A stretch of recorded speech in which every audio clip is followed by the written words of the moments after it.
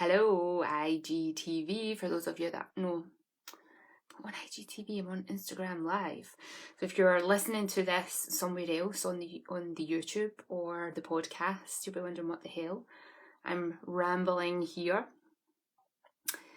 I have got Kamm Beauty coming on today, so I'm going to have a chat with Abbie, and this is all going smooth. So I am Jen Wilson, for anybody who doesn't know who I am. I am jenwilson.com. There you are. Hello, it worked. Yay! That's like the smoothest transaction that I've had so far. That's brilliant. That's exactly what I was thinking. I was like, oh, right, okay, something's happening. It's working. Sit back a wee bit. I'm sitting down, I'm at my mum's house today because I'm getting a bathroom fitted. So I've not got an actionable toilet, so I'm down at my mum's house, so nothing's where I'm used to it being. I'm sitting down on the floor because the light coming in the window is too close and it just makes my face really white. So, and I think I'm on a creaky floorboard as well. The joys. True life is what it is. I know, that's it. I know. So Abbie, thank you so much for coming on today. You're very welcome. It's part of the Healing Rebel series, so I'm interested in talking to people that are either doing things for themselves to help heal their bodies, look after self-care, or if they are helping encourage their clients or participants. And wait, how long ago was it that you got me to do that video for your guys? It was in September last year. It felt like it was only this year. I was like, I know. A couple of months been a wee while.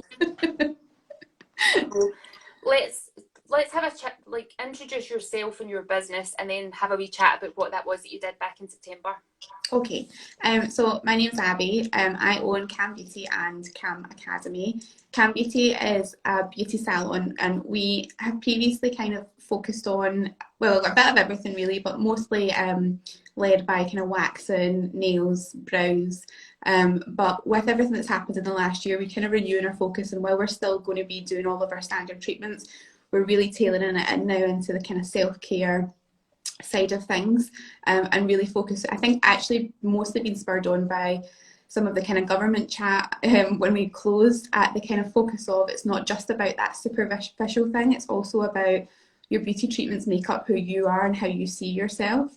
And off the back of that, we've also opened up our own academy to train the next sort of generation of beauty professionals. So I finished my teaching degree just before the pandemic kicked off last year. So we're using that to kind of train up the next industry experts to be basically doing the same thing and keeping self-care at the focus of absolutely everything we do for ourselves, for our teams and for our clients. That's my spiel. Such a good way to have it focused, because self-care, from I imagine from a beauty point, had like, even for me, I don't really do anything. I have a shower, wash my hair occasionally. Yeah, me too sometimes. I don't wear makeup or anything like that, because for me I'm just like, that's not for me, but then that's part of my self-care. Whereas for somebody else, putting their makeup on, some people would say it's just for vanity, but actually it's about you feeling confident in yourself. Would that be right? 100%. And I think this is something we've really noticed with the kind of break that we've had with our clients coming back.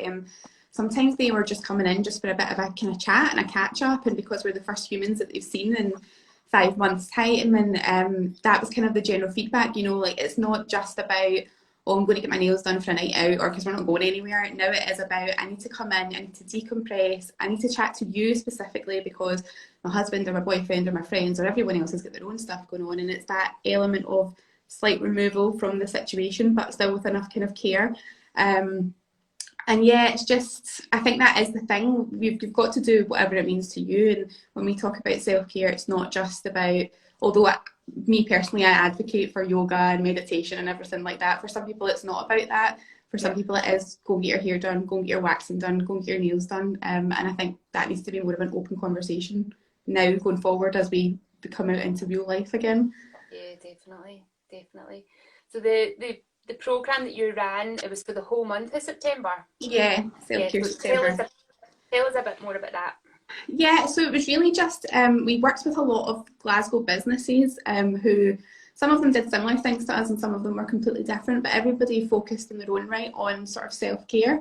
So it was kind of trying to create a catalogue for our clients and also for your clients and anyone else that took part, of people that kind of had that at the centre of their ethos as businesses, and where all of our clients can kind of tap in to that. And some people did wee bits for us online, and going forward that's something we want to do more of, certainly as we go back, and hopefully when we're allowed to do it in real life we would like to be able to do that as well. Yeah, that's so good. It's so good. And what's the sort of response that you're getting from your clients?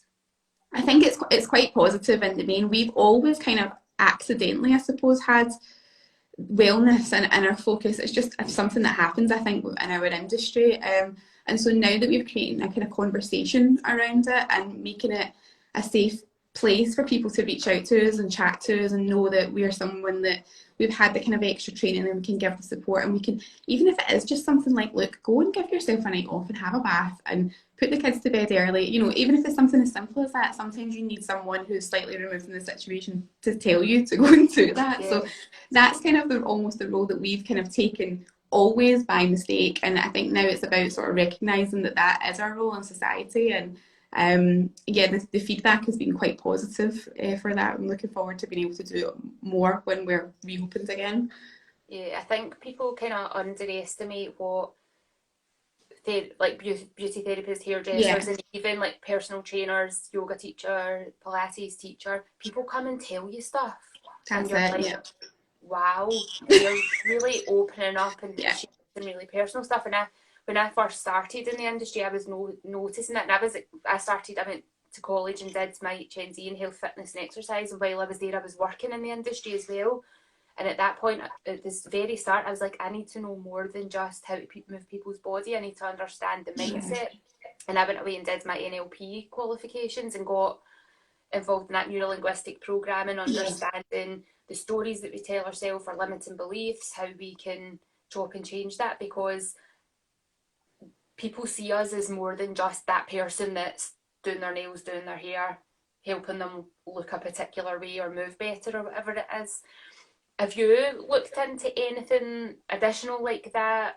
Yeah, funny actually you're saying that, because I was just on a meeting last Friday with someone who specialises in NLP. It was just so exciting and interesting.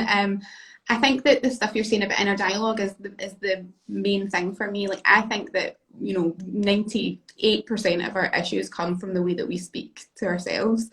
And I think that that's something that we probably need to focus on more and be more mindful of, is what do we actually tell ourselves when we look in the mirror, and, you know, the thoughts that we have in our heads about whether we can do something or we can't do something, whether we believe what someone said about us, or whether we're, you know, mentally resilient enough to kind of say, that's not me. And we, as part of that, we've actually created a sort of free tool on our Academy website. So for anyone that's listening, you can go to www.kammacademy.com and go into our online courses.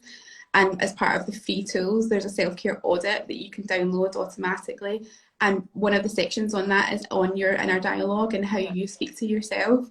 It is only one of the sections, but for me, that's the absolute biggest. And even for myself personally, I notice a real dip in my moods and my mindset and what I can actually achieve on a day-to-day basis based on how I speak to myself. And I think we're all the same, aren't we? Yeah, 100%. That's one of the things that I'm always teaching my clients as well, is become aware, be curious about the things you're saying to yourself, the actions that you're taking, how you experience things in your body. And one day things might feel really easy and really nice, and other days that things might feel clunky and really challenging. But rather than, and this is kind of comes from the yoga perspective of practicing non-judgment. 100%. So how can I be kind to myself in this, or things just feeling a bit tight today? And when you think back over the last couple of days or the last week, oh, actually, well, I've been really stressed, or I've not been sleeping well, or I'm really dehydrated, or my food's not been very good, whatever it is. But just go, all right, okay, because you can't, and I'm always telling my clients, you can't change anything until you're aware what it is you actually do. Yeah, totally agree. Write a food diary, notice your mood before and after you eat, notice how your body feels, like doing all these little things. So that kind of thing would be really useful for your clients. Like, how do you feel before you book in for an appointment? What's your motivation to book in for an appointment? How does that make you feel? So that you start to tune into, oh, I'm booking in for this appointment because it makes me feel good and I'm Yeah. allowed to feel good. I think that's something that women, particularly, if they feel good about themselves and they portray that, people can put that down. Yeah. Oh, So 100%. don't be too confident. Yeah. Stay in your box.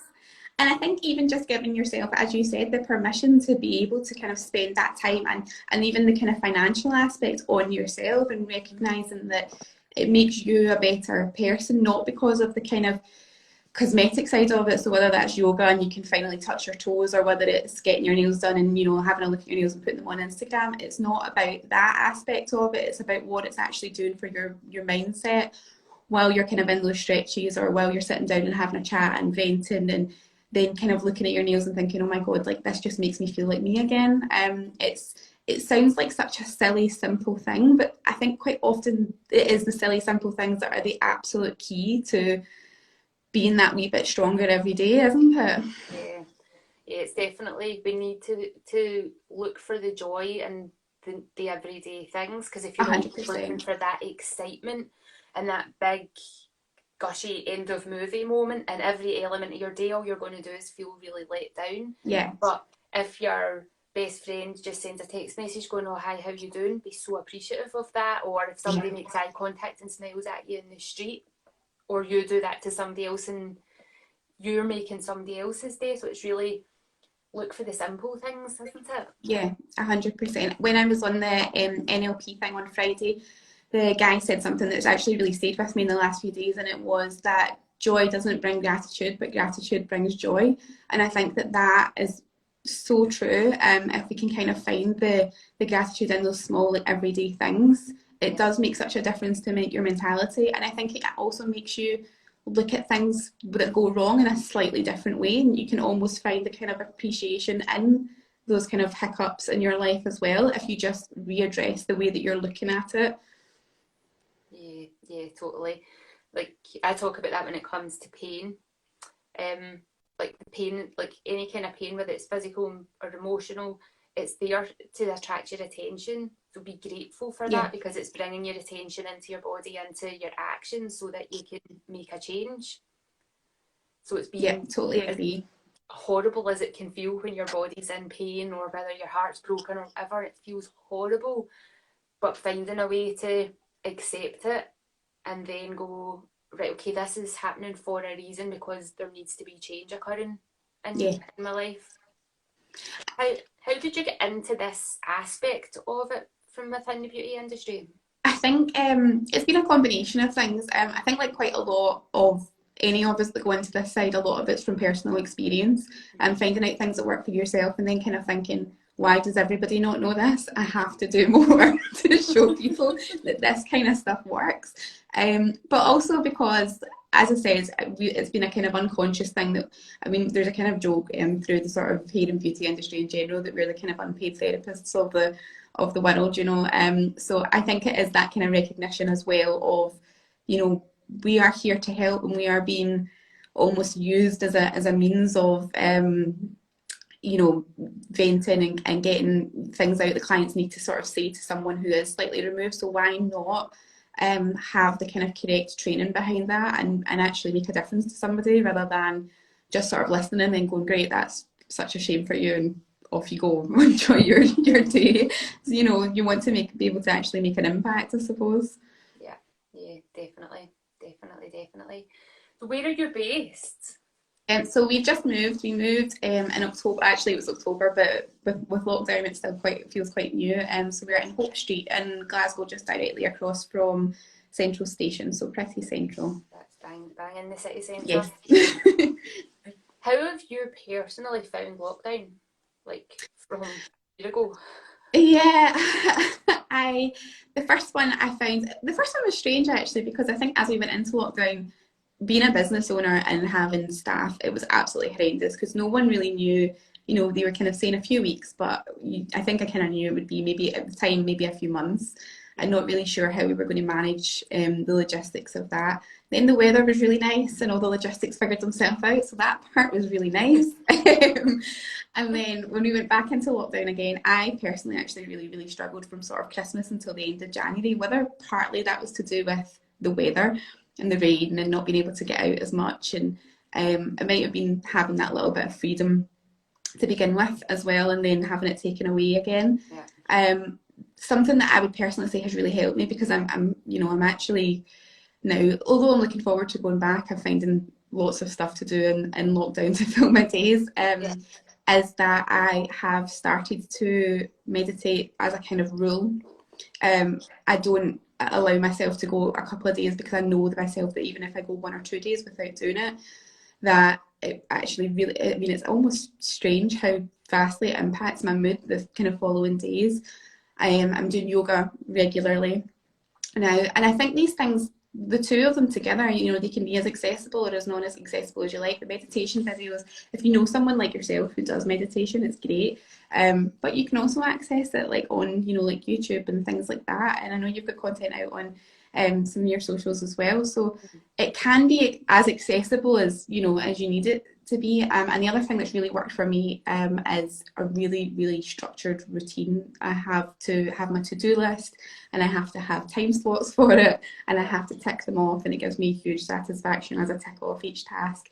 But doing those 3 simple things makes even if it's, yesterday was my son's birthday, so I took the full day off, but I still wrote in my diary day off, because it just gives me that sort of structure of, that's what I'm doing today. I don't need to concentrate on anything else. And it's amazing the difference that I would contribute those 3 things to the difference in my mood from January to now.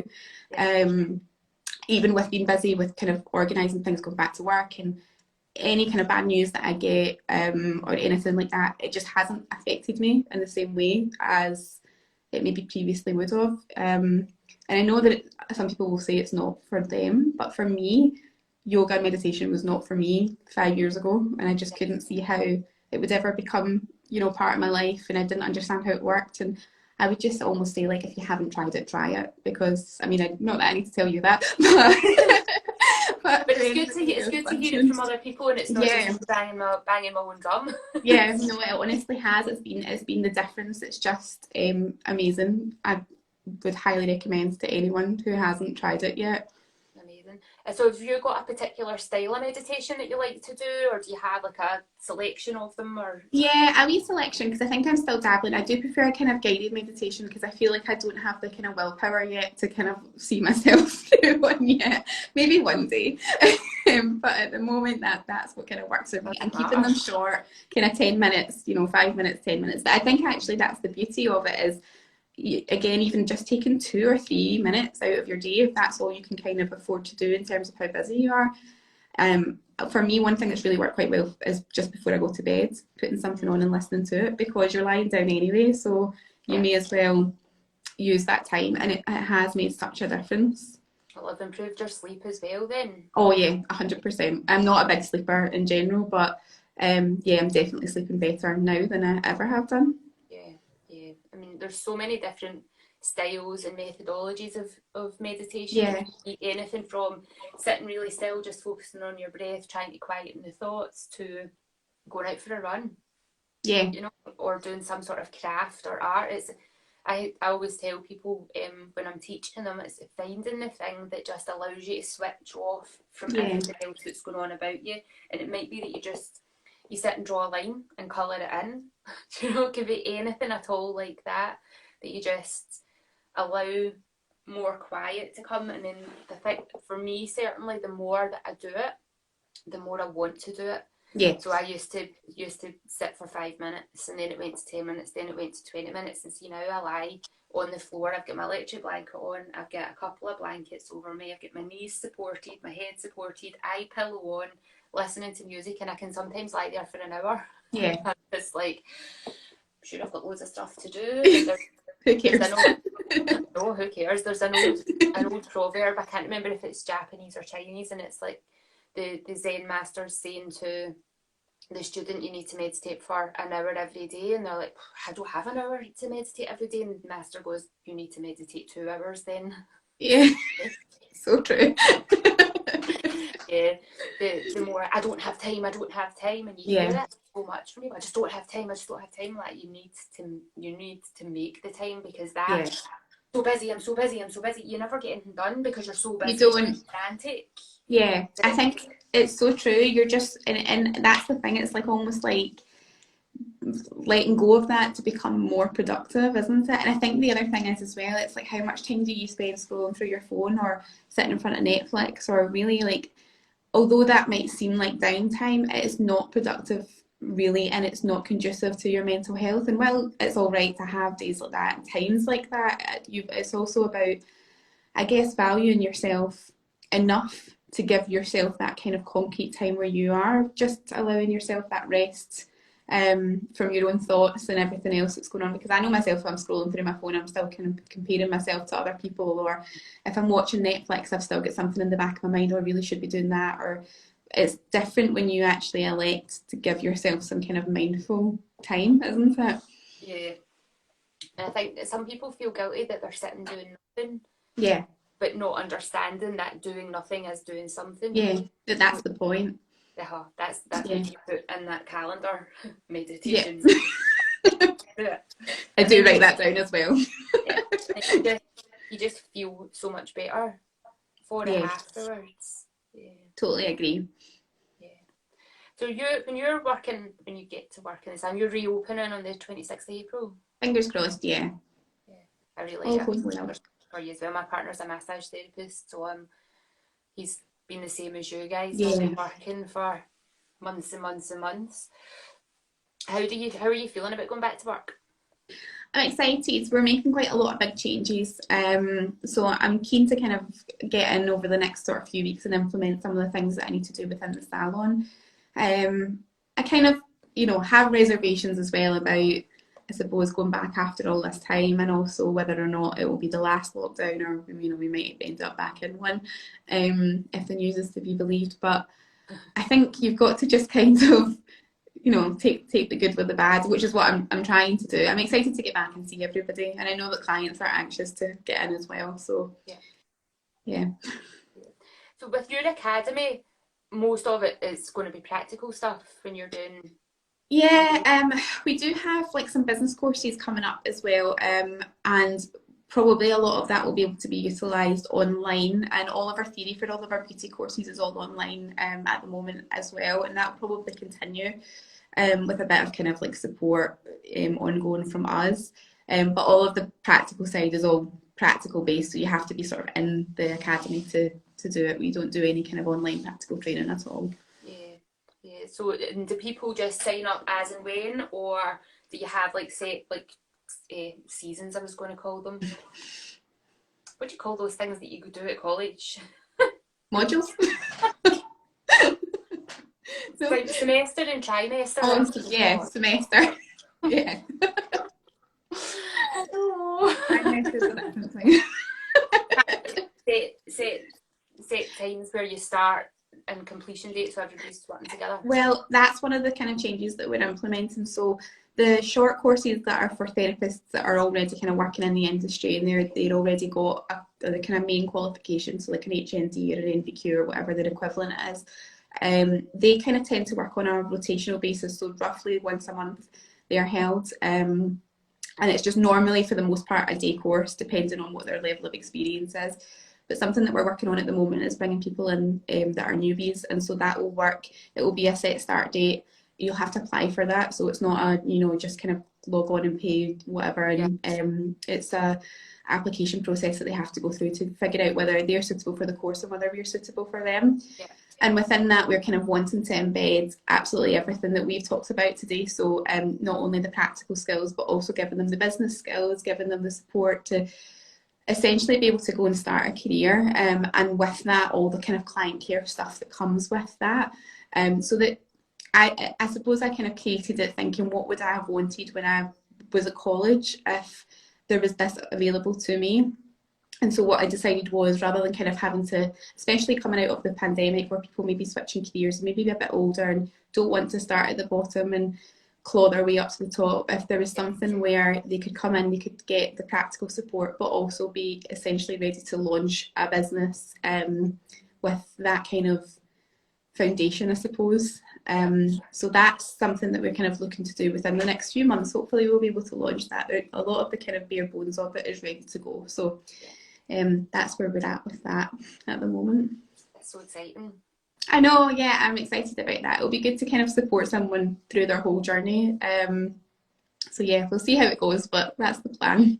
Yeah, I imagine the beauty industry being kind of similar to the fitness industry, in as much as when I was at college, you went to college and then you got sent off into the world, and you didn't really ever, nobody ever was there to support you unless you went and paid for a coach, or you found a niche that you really wanted to go into. And even at that, you go along, you do the qualification, and they go, thanks very much for your money, Yeah. here's your qualification, bye.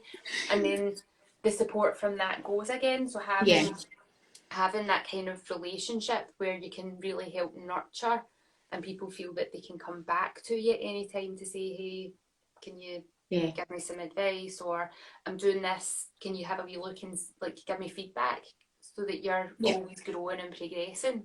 100%. I think it's about building the community as well, because I think the way that our industry is going is a lot of people do want to be self-employed now, but with self-employment comes loneliness a lot of the time, unless you're hiring staff, and even if you have staff, there's the hierarchy involved. So having something where you can kind of build a community of not just your classmates, but people that have kind of came through before you, and you can just offer all a bit of support, as well as the support of us as the academy. I just think it's something that's really missing. So yeah, that's our kind of like long-term plan, is to kind of embed that structure within our industry of a kind of go-to place for people. Yeah, I remember when I started out self-employed, there was so much stuff that I had no idea what I needed to do. Tax return, what?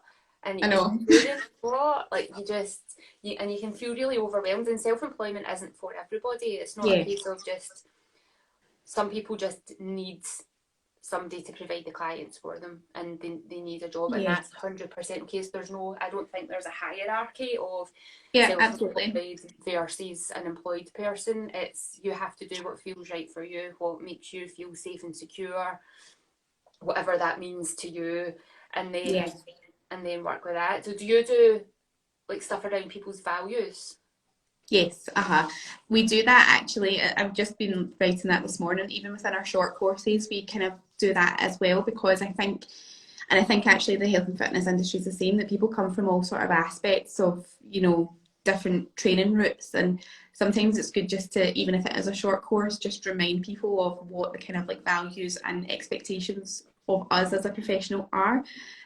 Because I know myself, when I've been on short courses, even though I did the traditional route and went to college first for 3 years, a lot of that is missing. And sometimes even when you've been working for a long time, it is, because you do get bogged down on numbers and things like that. It's good to just remember why you're doing what you're doing, isn't it? Yeah. So I've just been writing that this morning, actually, funnily enough. I must have known. I know. You'll be like, that, have you been watching me? I know. I'm just closed. Yeah, no, values is something that I was speaking to one of my clients about just last Saturday, because they were really struggling with their work balance versus what they wanted their life to look like versus this, that, and the next thing. And I was like, look, you need to sit down and work out what your values are, and then look at the company you work for and see what their values are, and see why it feels like you're in a big conflict. And where you are, once you get clarity on that, and where you are within your relationship, and what your relationship is with your food. Because people don't really think about their personal values when it comes to food. They just eat whatever they're used to eating, rather than looking at, why do I eat this? What does it give me? How do I feel? Being able to bring that in. When you then start living by and working with your values, you understand yourself better, you understand everybody else around you better. And I think, again, it goes back to that kind of like silly, simple task thing of sometimes just taking that time out to think about what your actually values and your ethics are, and what your goals are, and how they're aligned with what you're doing right now. It's such a simple thing, but it makes all the difference. I actually did this with I've got one staff member at the moment, and I did it with her recently. I made up a couple of sheets and sent it over to her, and I just said, don't share it with me, but just I want you to fill it in, and we'll work through your goals from like 100 all the way down to 5, you know, main goals that you want to achieve within the next year to 2 years. and think about where you're kind of sitting now compared to where those goals are. And then when we come back to work, we can talk about if any of those goals are something that I can kind of help you achieve. And do you know, at the end of that, the risk would be that she could have turned around and said, actually, one of my goals or one of my values is that I realise I don't have that where I am right now. But for me, that would have been absolutely okay, because that, you know, my value is, and my kind of ethics and beliefs are that I want everyone to be excelling around me, because I feel like that makes me excel. And I suppose that we talk about kindness a lot, but that's really what it comes down to, isn't it? Is kind of supporting each other. And everybody will make a bitchy comment now and again, and we all have bad days, but ultimately at your core, what kind of person do you want to be, and are you living that life now? And if not, what are you doing about changing that? And it's really as simple as that. Yeah, I think I get the impression that you're a very similar teacher to me, and that when you're training somebody, you want them to be better than you, 100%. so that they can go on and do what they need to do in the world, right? Because some teachers you get only want to let you get to a certain level as long as it's still below them. Yeah. We've all been there, I mental. think. I just don't get that. No. Like, you need to really nurture, and it doesn't matter whether my clients don't want to ever go on and teach. Yeah. Even if they're coming to one class a week, it's like, right, how can I teach you to get the most out of your body and be amazing at this, so that you really get what you need to get from it? Yeah, I totally agree with you. And I think if you're committing the time to like going to a class or coming into a salon or whatever it may be, you should get your value of it. That should be the best kind of hour or 2 hours or whatever it may be of your week. And then as you start to think like that, you can embed that practice into everything that you're doing, and anything that you're doing that you're not enjoying, get rid of it. Absolutely. And I think that even, I don't know how, like, your clients, I know, like, I always go and see the same hairdresser. I've got loyalty to her, and I've had conversations with other people who are very loyal to their beautician or to their hairstylist or their personal trainer or the class that they go to, but then something in them changes, that they're like, oh, I don't know, they're not still painting my nails the way that I like them, or like, you just kind of both grown in slightly different directions, and being able to just go, do you know what, I'm actually going to try another trainer or another coach or another hairstylist or another beautician. People feel so guilty about that. Like, do you think that in your industry as well? Do you notice that? 100%. Even between like the two of us that work together, clients almost feeling like, oh, like I don't want to go with, you know, that other person in case it offends you, and it's like it's totally fine. Like, I want you to get the best out of whatever it is that we're doing together. So if that's me, great. And if you can equally get something great with someone else some of the time, that's also great, because that frees up my time as well. So actually it can be beneficial for both of us. I just think that's something as I've learned as the longer I've been sort of self-employed, I suppose, and being able to make my own decisions, is that I want to work with people who want to work with me, and that's the bottom line. So there's lots of clients to go around for everyone, and there's lots of therapists to go around for everyone. So you just find someone that fits well with what your values are, and you go from there. And then what you need in that time, and yeah, it might be acrylics for a long period of time, and then you might want to change to something else, or not have your nails done, or whatever it is. And it's just knowing, and I'm going to speak for myself, it's okay to dump me. Oh yeah.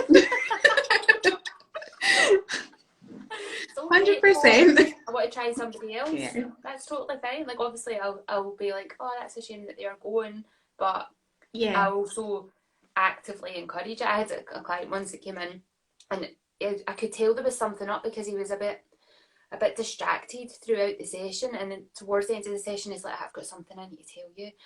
I want to go and do XYZ with this other trainer. And I went, oh, that's brilliant, you should totally do that. Like, I was so excited for them that they had felt like they had grown enough within their own fitness that they wanted to try this other thing that was something that I would never ever ever have taught them because it wasn't my area of expertise. Yeah. It wasn't something I was interested in. It's like, brilliant, go and do that. Go and try it and see how and if you don't like it, you're always welcome to come back. And if I never see you again, that's also okay as well. Yeah. And Well, I think that's the thing as well, that sometimes they do come back and sometimes they'll come back for something slightly different. I've got clients who were clients of mine for a long time, and then maybe I've moved jobs, or when I went on mat leave or something's happened, and we're still friends on Facebook, and they still like some of the things that I shared, but I haven't seen them since. And I'm expecting some of that with coming out of the other side of the pandemic as well, because a lot of people's situations will have changed. yeah. But that's fine. We're still here for whenever they want to come back, if they do, and if not, it's totally fine. I think I suppose it's about kind of like fitting into your own sort of space and having the kind of self-confidence maybe to sort of say that's okay. Like, I don't need to have everybody, and it's totally fine. And that kind of helps you grow as a person as well, doesn't it? Yeah.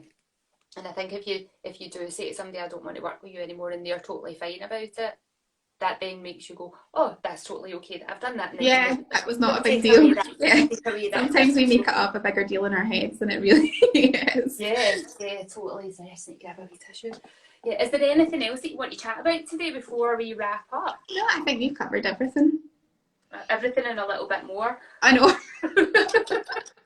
Like, I don't like to have don't like to have too much structure to the conversation. Yeah. Like, loosely we'll chat around this and then see where the conversation goes, and I've always done that with my podcasts.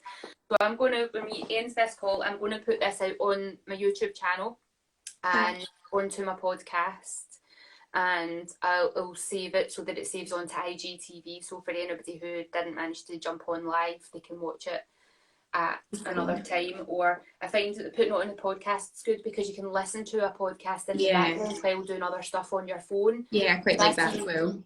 I see IGTVs and I look at the length of them and I'm like, oh, I really want to see that, but I've got other stuff I need to do on this device. So I've found putting it on the podcast has been quite useful, and it's on SoundCloud and Spotify and iTunes, iPodcast, Apple Podcast, what were they called? Google Pod. Oh, it's on, I think, all of it. So your people should be able to see that your handle for here is at Kamm Beauty, and it's Kamm Kamm. Yeah. And then our Academy one is at Kamm Academy, so just the same spelling again as well. And then the website is Kamm. So we've got two. So the beauty side is just for it to be extra, is www.kammbeauty.com, and then the academy is www.kammacademy.com. And you'll find the self-care audit, which is free and downloadable instantly, on the Academy website. Amazing. Well, Abbie, thank you so much. Thank you for having me. Lovely chat. I know, it was so nice to catch up with you again. I know. Hopefully we'll get to see each other in real life kind of soon. I know, that would be nice, wouldn't it? Fingers crossed. I know, 100%. Right, have a good day for the rest of your day, and I'll tag you in these when they're uploading into the different places. Thank you so much, Jen. See you later. My pleasure. Thank you. Bye. Yeah, bye.